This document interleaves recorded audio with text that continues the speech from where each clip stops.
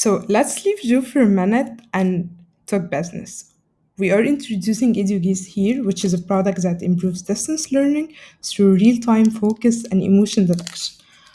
We'll walk you through every step from the very first idea of Edugaze till Edugaze in action. First of all, the problem we're trying to solve is that there is a miscommunication between instructors and students in distance learning. Students' emotions and focus levels are not communicated properly or at all.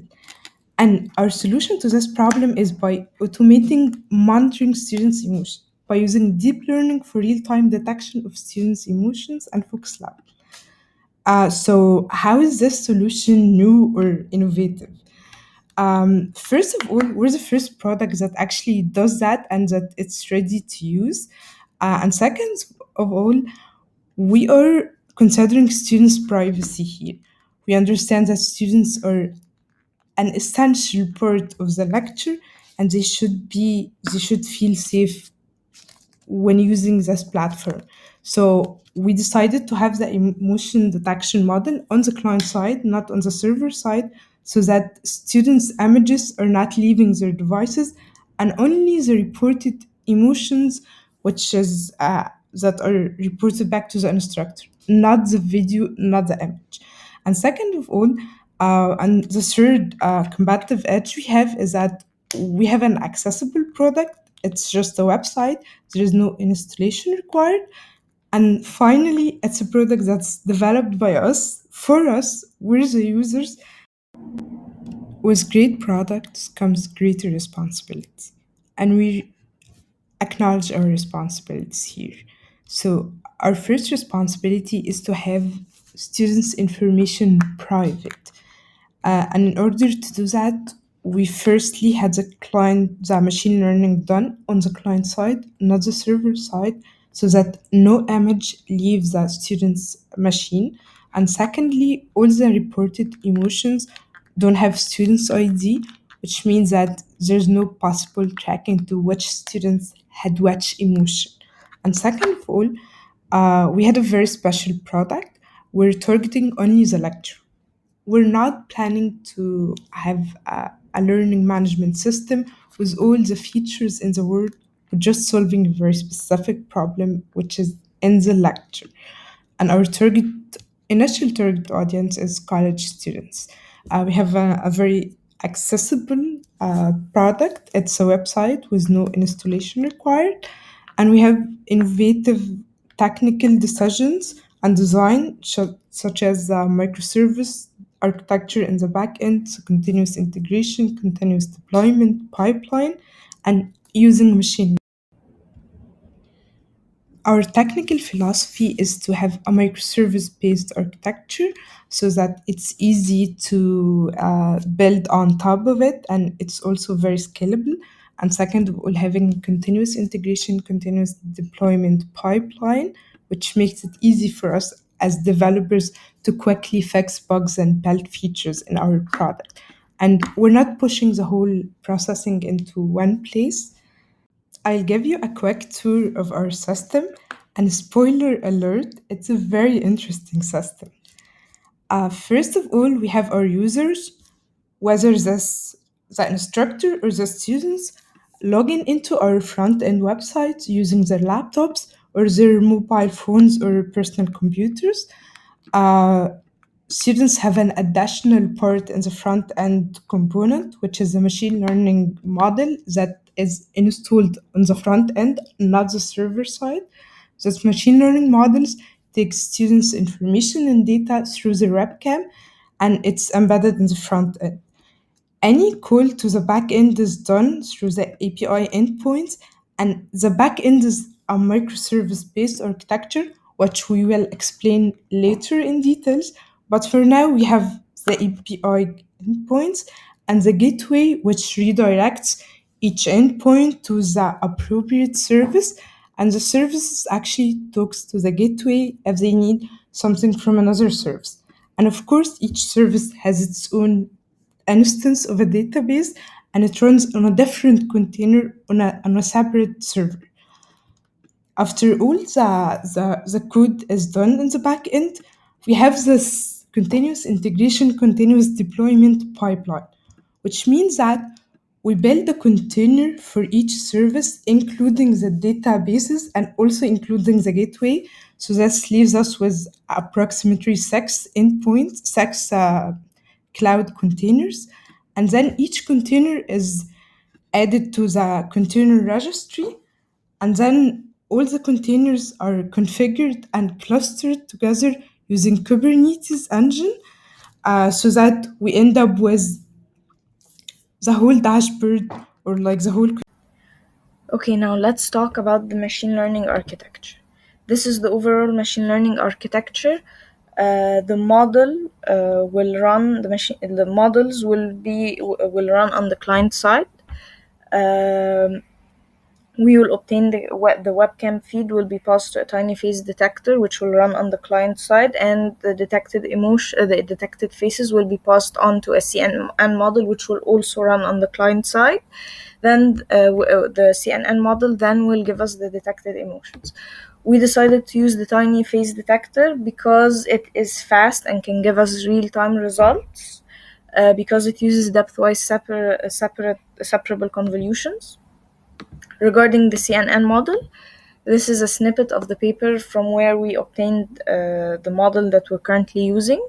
It was made, as we can see, for real-time emotion detection. It can give fast or real-time results because it also uses depth-wise separable convolutions, and because it has eliminated all the fully connected layers. It has an accuracy of 66%, which we will talk about in a few seconds, and its size is 855 kilobytes, which is acceptable because it's gonna run on the client side. We don't want something that's very big. Now, regarding the 66%, this model was trained on the FER13 dataset. This dataset was used in a competition, and the third place winner also obtained a 66% accuracy. So this is very acceptable to us regarding the scale of the product. And one important note regarding the accuracy, this model might confuse negative emotions, like it might confuse sadness for disgust or vice versa, but the probability of it confusing sadness for happiness or a negative and a positive emotion is very, very low. It's almost negligible. So this was an important point when choosing which model to use, because the instructor just needs to know overall whether or not the students are feeling positive or negative emotions to measure the scale of their concentration. But if we confuse sadness for disgust, it won't really be an issue. Now the wins. Because this is running on the client side, we can obtain privacy because the data of the user, the webcam feed itself, is not sent to to the server.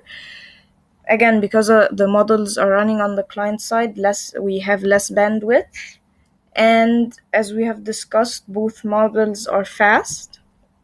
And because the models are running on the client side, the architecture is decentralized. Thank you.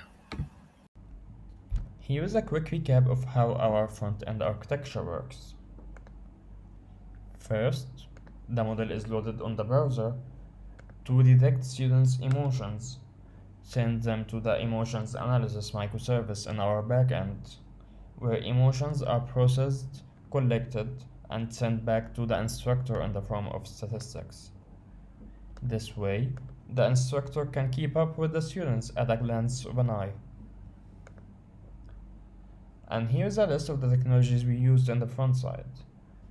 TensorFlow.js, which is a library used to load the machine learning model in the browser, and TwilloVideo.js, which is a cloud platform used to host our online meetings.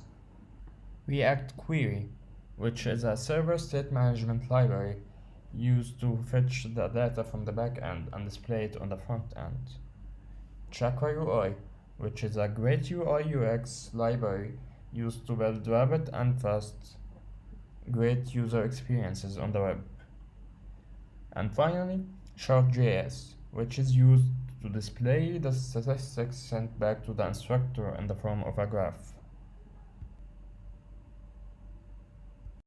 As for our backend, we follow the microservice-based architecture, and our system consists of three main microservices.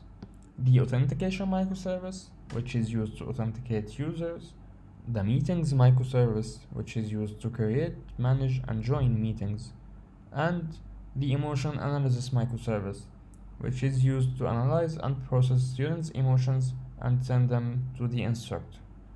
Each microservice has its own database to separate concerns, and there's an ingress controller because, from the role's point of view, our system consists of a single endpoint.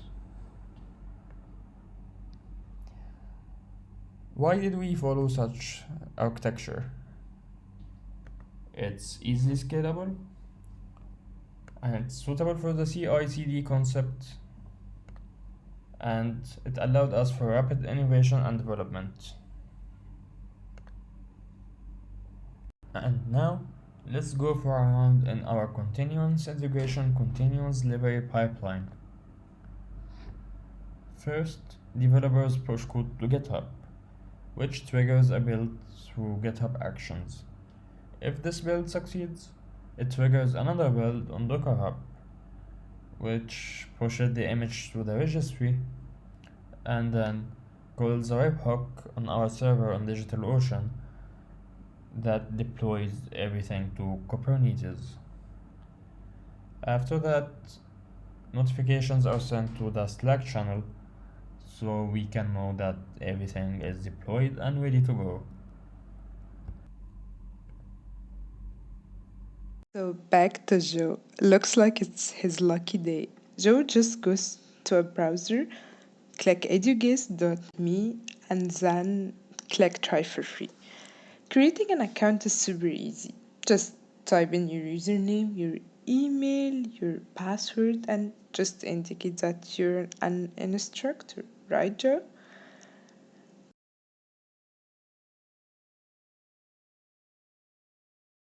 Just like that. Tell your students to do the same, and you can immediately start creating your own meeting. And for instructors out there who just forget lectures time, don't worry. We'd remind you before the lecture starts that you should start it now. Oh, and don't forget to copy the lecture link and share it with your students. When the lecture starts and you're entering the lecture, immediately find that you have an emotion bar. This emotion bar will display different emotions from different students. And yes, students can choose to close their video stream and you can still get their emotions if they're, of course, allowing their camera access. And hey, looks like your joke is already killing it. We have 3 happy students out of 3. That's great job. Oh, and maybe not that part because we have an angry student out here. And you know the cool thing, Joe? If the emotion bar is too distracting, you could you could toggle it by clicking on the emotion icon and then re-clicking on it when you want to see it. You can now notice that half of your students are out of the frame, so maybe it's a good time to have a break. Is it just me or that having students' emotions toggling in the screen in real time is just a different experience for students? And you know the cool thing is, you can just be like Joe, you can go to edugaze.me currently and have your first meeting as an instructor and experience this in real life. I mean, who would want to go back? Not me.